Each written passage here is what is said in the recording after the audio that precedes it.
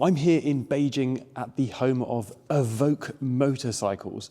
We're in their studio workshop to see the latest and greatest in electric bikes. Beside me is one that's about to be shipped off to a customer. Behind me are some prototypes and some works in progress. I'm just fascinated to see behind the scenes of a company like this, how they build their bikes, how they build something like this, and how do they bring it to market. So let's go on a little tour and find out.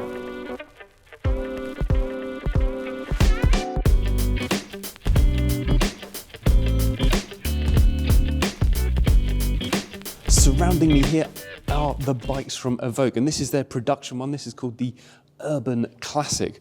Now this one is actually about to be shipped off to a customer, which is why it's on this massive pallet here. And as you can see, it's a pretty traditional kind of superbike design. You wouldn't actually know it was electric unless you looked down here a little bit and saw the hub motor. Yes, this has got a hub motor, gives about 25 horsepower or so. Now packed into here is about 10 kilowatt hours of batteries, giving around 160 kilometers to 180 kilometers of range.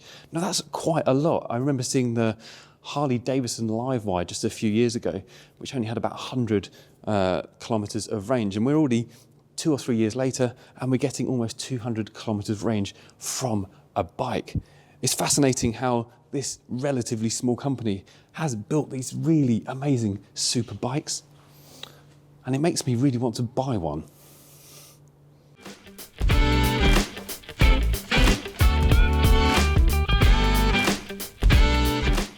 One of the most fascinating things for me is seeing bikes in development. You know, why do they make these decisions to bring these bikes to market, and how do they get made? You know, why is it this design? Why is it built like this? And this is a really classic example. So this is like their low-cost kind of Scrambler bike. It's pretty basic in this spec because it's, you know, being built basically out of 3D printed parts. Very simple, but they're just testing ideas. Now this is a working running bike. If I just turn this, it turns it on. And when I've driven it around the little studio earlier on today, now this is quite a basic bike, but it's chain driven, the small electric motor under here. And the battery in this is actually under the seat. It goes around 3 kilowatt hours of power.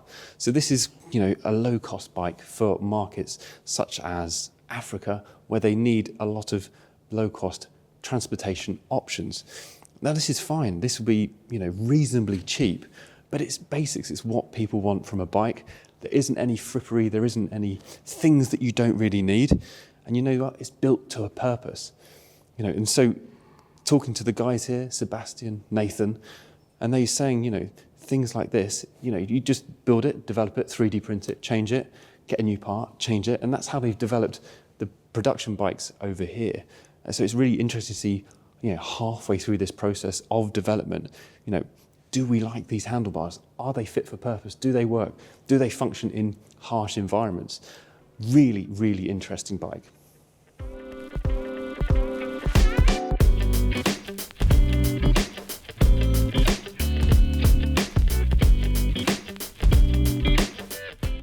This is a Superbike. It's petrol and it's a big old beast. But we're not here to talk about this one. I'm here to talk about this one without a front wheel. Now this is a prototype very much in the development phase. I've seen the design sketches upstairs of what this will look like soon, but this is kind of testing the structure, the batteries, the electric motor. Now this is different from some of their other bikes. It doesn't have the hub motor. It's got a central motor in there driven by a chain. But what's really interesting about this is the size of the battery.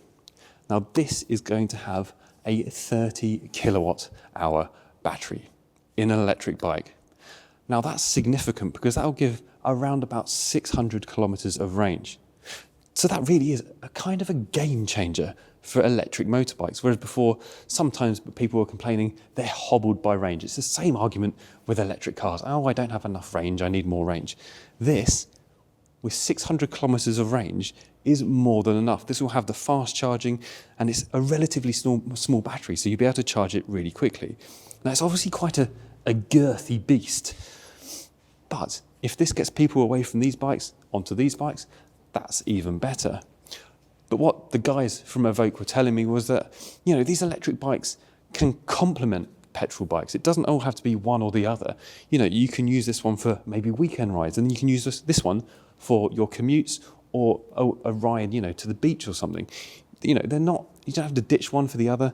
Having both is perfectly fine as we transition into more green power sources.